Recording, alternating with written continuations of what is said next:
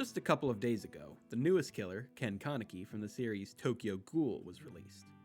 A lot of people have had a knee-jerk reaction about the balancing, and where he places on tier lists. While I'd like the heat to simmer down before we start talking about major balancing changes, there are a lot of kinks and bugs I'd definitely like to see ironed out when the next update rolls around. Let's start off with a very brief summary of how he plays. In a trial, Kaneki plays very similar to Blight. This sounds very scary considering how well-performing and powerful Blight is, and while we'll have to see if Kaneki measures up to him, I say that for much more mild reasons. Kaneki can use his power, Kagune Leap, to bound across large spaces and catch up to survivors, or, in chase, to get up right behind a survivor and attack them. Anyone struck by the ghoul's special attack will be put into Deep Wound, and given a Kagune mark, which gives Kaneki an extra leap to his power. This mark will slowly decay as long as the survivor isn't in Deep Wound. Now that the basics are put away, let's talk about the fixing that needs to be done to him. As mentioned, I'm not going to be getting too down and dirty about his specifics, as he's not even a week old. I'm confident counterplay and text will be discovered as people learn more about him. I'm a killer main, so let's talk about some stuff on the killer side first. Kaneki is genuinely some of the most fun I've had playing killer. His high-speed playstyle is a guilty pleasure for a man who typically claims to be a Vecna main. His bound, despite having a very high skill ceiling, isn't too difficult to use. However, for some reason, the indicator they use to tell you if you can grapple or not doesn't turn white the second you reach for an invalid grapple point.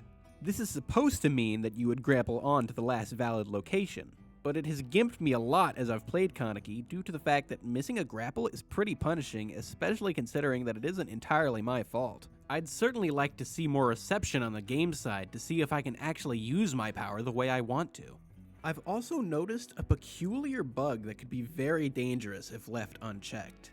If you use your second leap while enraged at the same time as the power expires, you can start its cooldown early, allowing you to get all your charges back without ever having to cancel your power. This does waste a lot of time, so I'm not confident it could actually be applied outside of experimentation, but this regardless is not at all intended to happen. As for stuff on the survivor side, all I really need is this. I just wish there was a better audio cue to tell me when Kaneki has cancelled his leap. The cue they currently use is indistinguishable from a lot of fleshy gross noises he makes normally, and his model doesn't make much drastic changes either. Playing around a loop can be very difficult when I don't really know if he's holding his power or not. Now let's take a moment to talk about some design decisions that I think make and break Kaneki. Most specifically, his special attack. It is incredibly easy to get that first hit in a chase. This was perfectly fine in the PTB, as he otherwise struggled to secure it down. However, now that his power is a much more consistent chase tool, this makes Kaneki's power exceedingly lenient, both in the traditional sense and the technical sense. The special attack itself is incredibly janky. I've often secured hits against survivors who are over walls and barriers that make the hit look incredibly weird, as if I wasn't supposed to get it. The auto-aim is more likely than not the culprit. I reckon the auto-aim is mostly for console players, so I won't be too upset if it's for accessibility, but as it stands, there may as well be no difference between the Enrage mode and the Standard mode if achieving Enrage mode is as easy as using your power. Let's recap.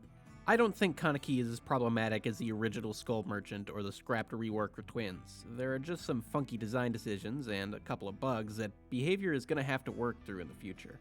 I foresee him being a very potent killer in the right hands. I also see a lot of hypothetical counterplay to be discovered. Going through some of my footage, I notice a lot of things the survivors could have done to prolong their chase, if only for a little bit. Not that I blame them, he is a new killer after all. Truthfully, I'm not really sure how to end this video, so I suppose I've rambled on long enough. Thanks so much for dealing with my nonsense, and I hope you'll watch me in the future, assuming if I actually make another one. If you're interested in anything else I make, I do stream occasionally at twitch.tv/chad2_, and I have a Twitter with the same handle, just without the S at the end. Until then, I hope your games are good, and see you next time.